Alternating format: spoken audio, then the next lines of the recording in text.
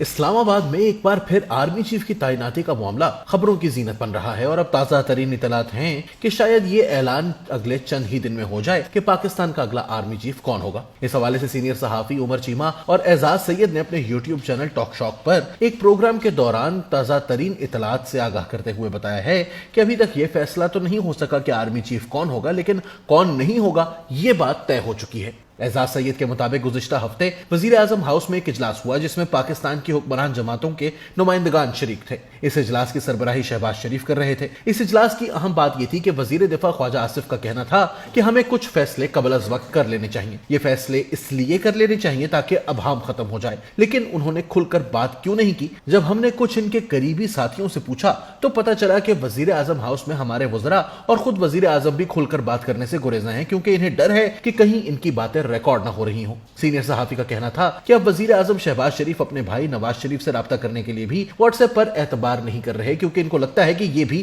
محفوظ نہیں ہے۔ اس موقع پر اعزاز سید نے بتایا کہ آرمی چیف کے تقرر کا فیصلہ 3 لوگوں کے ہاتھ میں ہے۔ ایک ہے وزیر اعظم شہباز شریف جن کے پاس دستخط کا اختیار ہے، ایک ہے army chief general Qamar Javed Bajwa جنہوں نے اشاروں کنایوں میں ایک جنرل کو آرمی چیف بنانے کا مشورہ دیا ہے لیکن واضح طور پر کسی کا نام نہیں لیا۔ تیسرے شخص ہے نواز شریف صاحب جو مسلم لیگ نون کے قائد ہیں۔ آصف علی زرداری کا کردار اس میں کم ہے، حالانکہ پہلے توقع کی جا رہی تھی کہ یہ کردار ادا کریں گے، لیکن انہوں نے بعد میں کہا کہ ہمارے مشورے پر عمل کرنا ہے تو ہم سے مشاورت کریں ورنہ ہمیں باہر ہی رہنے دیں۔ اعزاز سید کے مطابق شہباز شریف، نواز شریف اور آرمی چیف تینوں کے نزدیک 3 الگ الگ لوگ فیورٹ ہیں۔ آرمی چیف نے کوئی نام لیے بغیر بتا دیا ہے کہ ان کے نزدیک بہترین امیدوار کون ہے۔ شہباز شریف بھی ایک صاحب کو تعینات کرنا چاہتے ہیں، جبکہ نواز شریف کا کہنا ہے کہ سب سے سینئر جنرل یعنی لیفٹیننٹ جنرل عاصم منیر کو آرمی چیف لگاتے۔ عمر چیمہ نے یاد کروایا کہ نواز شریف کا اپنا تجربہ تو یہی کہتا ہے کہ سینئر اور جونیئر سے کوئی فرق نہیں پڑتا، لیکن اعزاز سید کا کہنا تھا کہ آج کل ہوا شہباز شریف کی چلی ہوئی ہے، عمران خان صاحب کی ہوا نکلی ہوئی ہے اور انہیں یہ اندازہ ہو چکا ہے کہ ایک خاص حد سے آگے وہ نہیں جا سکتے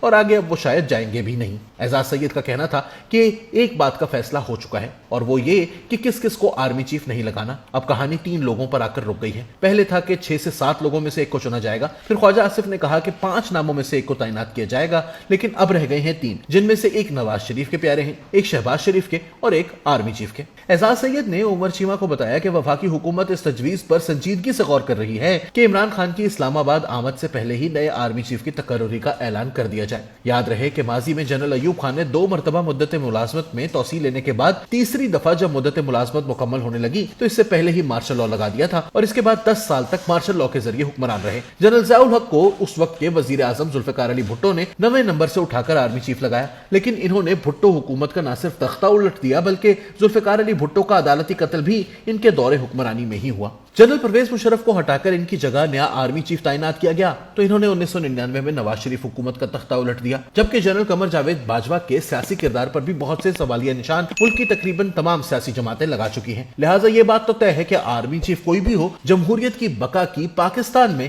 گارنٹی کوئی نہیں دے سکتا۔